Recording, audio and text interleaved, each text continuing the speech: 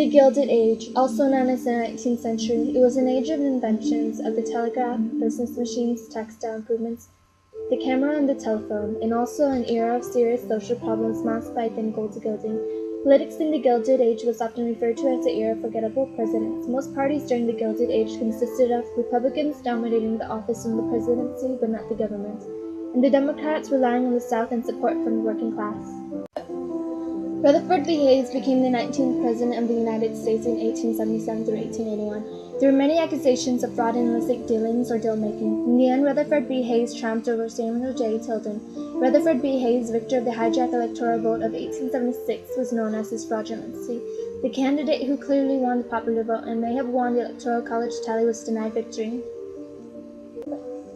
During the 1870s and 1880s, the life force of both Democrats and Republican parties was patronage. The act of granting favors to office in return for political support. Therefore, both parties were dispersing jobs by the bucketful in return for votes. Late 19th century Congress decided to take action to protect the ethnical politicians and create standards for political service by passing the Civil Service Reform. The Civil Service Reforms were a test for those seeking a job in government. In 1880, there was a party controversy about the Chinese Exclusion Act being vetoed by President Arthur. The veto greatly angered labor groups, who felt increasingly threatened by the influx of Chinese labor. However, in 1882, Congress passed the Chinese Exclusion Act, preventing further immigration from China. James A. Garfield was nominated by the Republicans. He was a man from Ohio who had risen to the ranks of Major General in the Civil War. James Garfield became the 20th U.S. President in March 1881 and died in September 1885. His running mate was Chester A. Arthur. He was the son of a Baptist preacher who immigrated from Northern Ireland. He was the 21st president after the assignation of James A. Garfield. There were many groups in the Republican Party who wanted different things. They were either called the stalwarts, half-breeds, and mugwumps. The stalwarts were the faction of the Republican Party that opposed the reform. They wanted to stall, hence the name stalwarts. The half-breeds were the faction of the Republican Party that wanted reform. Mugwumps were the Republican activists who switched from the Republican Party to Democratic Party for Grover Cleveland. They switched because they didn't like the financial corruption. After the death and murder of Garfield, there was taste for reform from the Republican Party. Not shortly, the Pendleton Act passed. It allowed the president to decide which federal jobs would be filled according to bipartisan Civil Service Commission. It also said the Civil Service Reform exam must be taken in order to receive most government jobs. Grover Cleveland served as the 22nd and 24th U.S. President from 1885 through 1889 and 1893 to 1897. He was also known as a political reformer. James G. Blaine, who was an American statesman who served in the House for 13 years as the Secretary of State under James A. Garfield and Chester A. Arthur. Cleveland won the presidency with the combined support of Democrats and Republicans. The Mugwumps, who disliked the record of his opponent James G. Blaine of Maine. During 1894, the Wilson-Gorman tariff was passed, setting the tariff at 41.3%, not as low as Democrats wanted it to be. But Cleveland was outraged and didn't go by his campaign pledges. He had to sign it to have a lower tariff, but he was annoyed with his ineffectiveness. The American Federation Labor was the largest union grouping in the United States for the first half of the 20th century. Even after the creation of Congress of the industrial organizations by unions that left the AFL in the 1930s over its opposition to organizing mass production industries, the National Federation of Trade Unions that included only skilled workers, founded in 1886, the AFL sought to negotiate with employees for a battle of capitalism that rewarded workers fairly with better wages, hours, and conditions.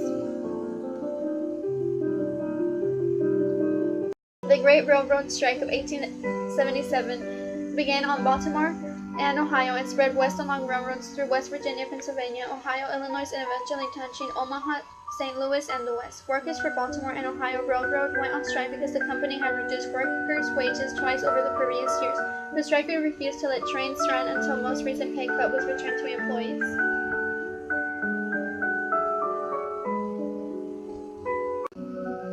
The Haymarket Square was a riot led by Knights of Labor in Chicago. It began as an attempt to secure an 8-hour workday. It was a rally that turned violent when someone threw a bomb into the middle of the melting, killing several dozen people. 8 anarchists were arrested for conspiracy, contributing to disaster.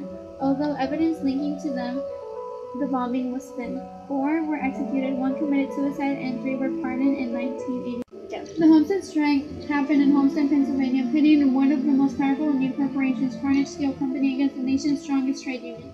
It ended in the battle between the strike's 300 armed Pinkerton detectives fired by Carnage and federal troops, which killed 10 people and wounded more than 60. The strike was part of a nationwide wave labor unrest in summer of 1892 that helped the populace gain support from industrial workers.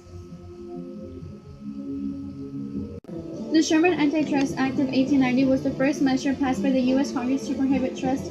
It was named for Senator John Sherman of Ohio, who was chairman of Senate Finance Committee, a law that forbade trust and combination in business. This was one of the first congressional attempts to regulate big business for public good. At first, the law was mostly used to restrain trade unions, as the courts tended to side with companies in legal cases. In 1914, the act was revised so it could be more effectively used against monopolistic corporations. Bread and butter unionism, also called business unionism or pure and simple unionism, was caused when many workers turned away from utopian ideas establishing producer cooperatives, emphasizing better pay, higher wages, and improved working conditions.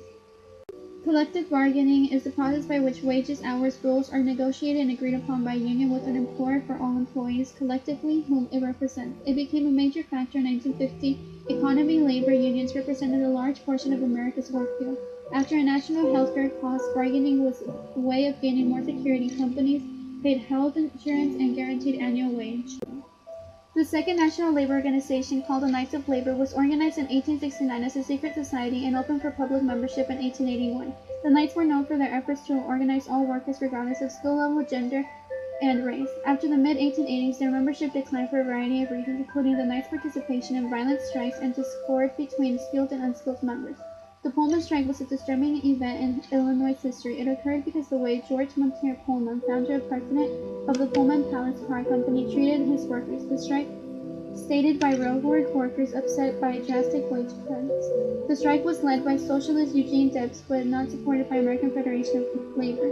Eventually, President Grover Cleveland intervened and federal troops forced an end to the strike. The strike highlighted both divisions within labor and the government's new willingness to use armed force to combat forced South violations.